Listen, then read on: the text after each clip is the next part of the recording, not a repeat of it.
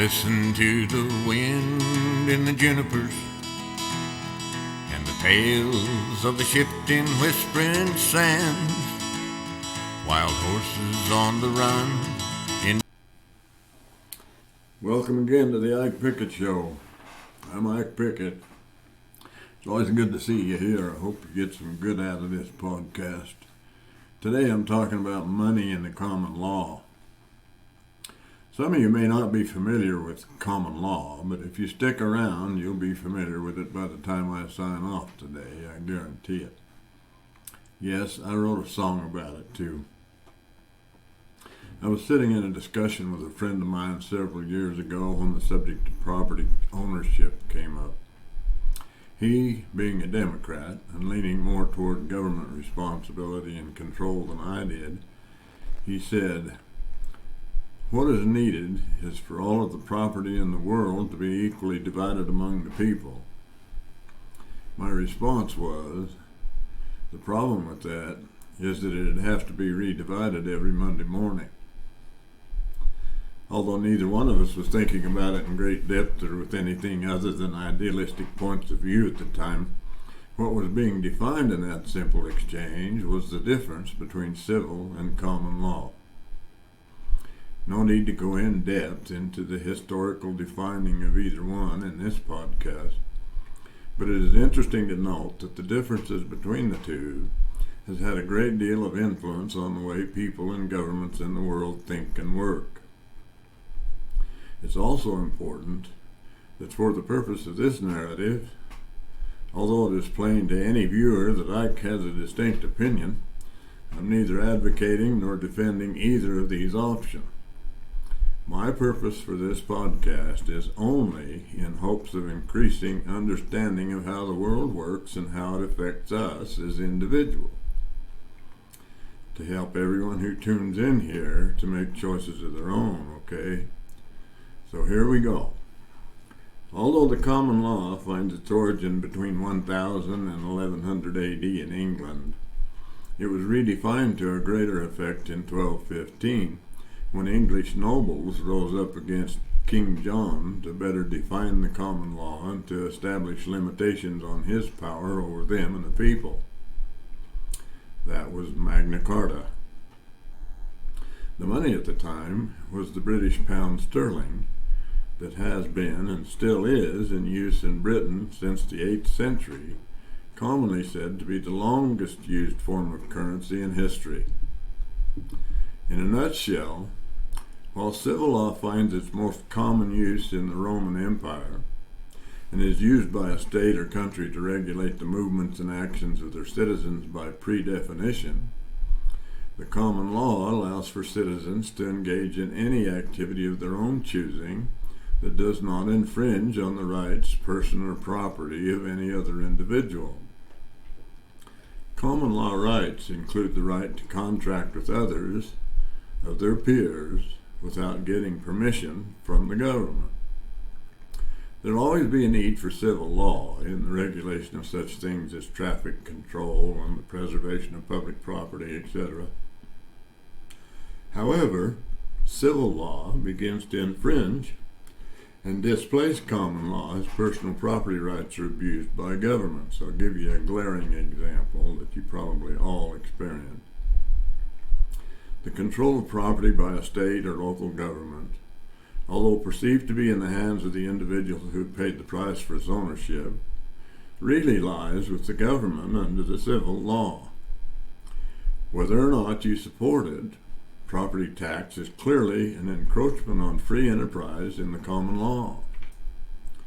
Property tax is like a special mortgage on personal property that has been usurped by state and local governments, persuading the citizens under the do-gooder attitude that it's okay as long as the tax is put to good use, such as the education of the youth. If you really think you own the property you have purchased with the investment of your hard work and industry, and that it belongs to you, just wait until you forget to pay the property tax or you find yourself unable to pay it, and see what happens. Even if you have paid for your property in full, Under civil law, the government has the power to take your property away from you and sell it to another, the proceeds to be used for government-controlled programs. As you can see by this example, civil law can be a major infringement on the common law of contract between citizens and their ownership and control of the property they have purchased with their hard work. So, the founders of this great country called America expanded on the original common law, which was defined in detail by Sir William Blackstone in his Commentaries on the Laws of England in 4 volumes, published between 1765 and 1769, which is significant, just 7 years before the signing of the Declaration of Independence by the founders of the new United States of America. I'm sure the founders were familiar with Blackstone's work. How about the right to contract under the common law as it relates to money? The banker, Mayer Amschel Rothschild, said in the 1700s, "Give me control of a nation's money, and I care not who makes its laws." Controlling the activities of the citizens is effectively accomplished better than civil laws by limiting the supply of their money. Well, here's a thought. What if the control of money is in the hands of the citizens instead of a central bank or the government? Nothing makes use of the common law better than a peer-to-peer system, a tradable currency that can be used to facilitate commerce and trade between individuals, called Bitcoin. So it becomes clear that the core difference between Bitcoin and a central bank or government-controlled currency is a glaring example of the difference between civil law and the common law right to contract as defined by Blackstone and by the creation of the Constitution of the United States. It's an age-old problem that has always been present throughout the generations of mankind. Political defense of the Constitution and the common law is very important, but such arguments do not address the core problem. It all boils down to the choices people make for themselves as individuals, whether to be free and responsible for their own actions, or to have a government or some other entity take that responsibility for them. The former continued to grow and the progress, while the latter are in danger of becoming unproductive drones. It's simply a matter of choice. There will always be those in opposition to one or the other. A truly free people will support their right to make such choices, whatever they are. They have the right to choose for themselves. Freedom to choose for ourselves individually is what makes us all free. When turmoil like we see rampant around the world today hits, the first tendency is for individuals to seek refuge from the storm by hunkering down and ignoring the issues.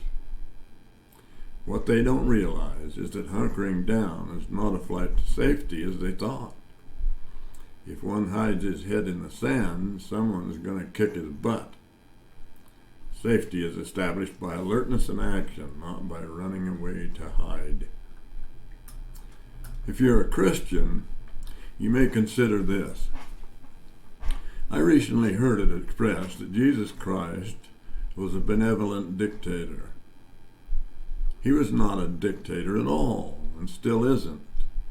He made it clear when he was on the earth the first time that the choices men make are their own and not of God's doing. All men are responsible for their own actions and behavior, which says that a man cannot be removed from his sins without actively forsaking them in favor of more personal responsibility. Anything less would be dictatorship.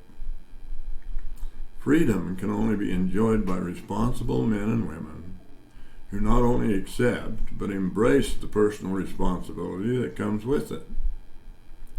Logic dictates that only then can an atonement take place in their lives. Jesus Christ will force no man to heaven and he will not govern by controlling or taking away from any man the responsibility and the opportunity to grow and progress that comes with it.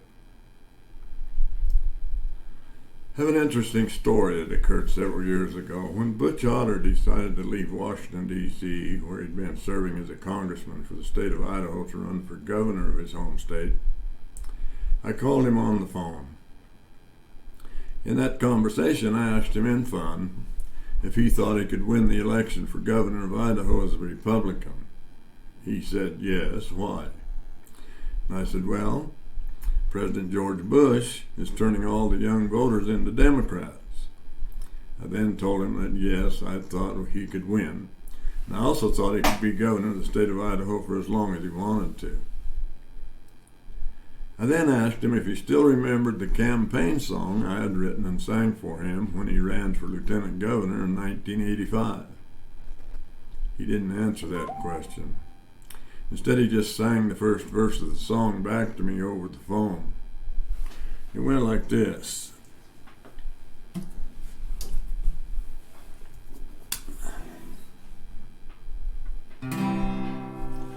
There's an old American system, it's called free enterprise. We have a tendency to forget when the do-gooders start to rise. When the dollar gets weak and prices are high and they give us their socialist salve. If the government can give you all you want, it can take everything you have. Well, Butch won the election, and he served as governor of the state of Idaho for as long as he wanted to. I later did a rewrite of that song to create another one of my original creations. It's called The Grand Old Flag, that some of you have heard on previous Ike Pickett podcasts. If you haven't heard that one, it's still available on a couple of versions of the Ike Pickett Show. I hope you'll check it out. You can also find a short jingle I wrote that gives simple instructions on how to get started with Bitcoin without spending a lot of money. Thanks for being here today. If you like my show, please pass it on to your friends and the public. It helps them, and it helps me to keep podcasting when you spread the word. This is Ike Pickett signing off again for now. I hope you get some good out of my stuff. I'll see you later this week on another episode of the Ike Pickett Show. Listen to the wind in the junipers and the tales of the shifting, whispering sands. Wild horses on the run into the setting sun and the smell of the leather in his hand. As the cowboy rides a trail pushing cattle where Geronimo and Cochise used to run, he can still feel the spirit of the battle in the war of the West that's never won. Just listen to the wind in the junipers and the tales of the shifting, whispering sands. Wild horses on the run into the setting sun and the smell of the leather in his hand. He's considering the minds of his brothers, red and white, who'd rather fight than understand. With no time, no tolerance for others, that there's room for all God's children on the land. Just listen to the wind in the junipers and the tales of the shifting, whispering sands. Wild horses on the run into the setting sun and the smell of the leather in his hand.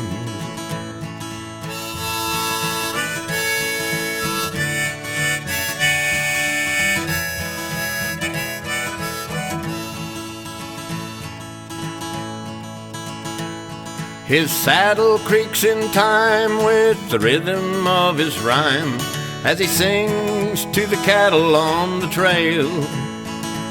In his mind he rides the years down the trail of tears and the surrender of the buffalo to the rail.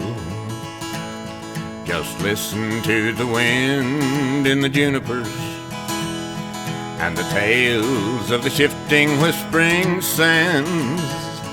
Wild horses on the run into the setting sun and the smell of the leather in his hand. Wild horses on the run into the setting sun and the smell of the leather in his hand.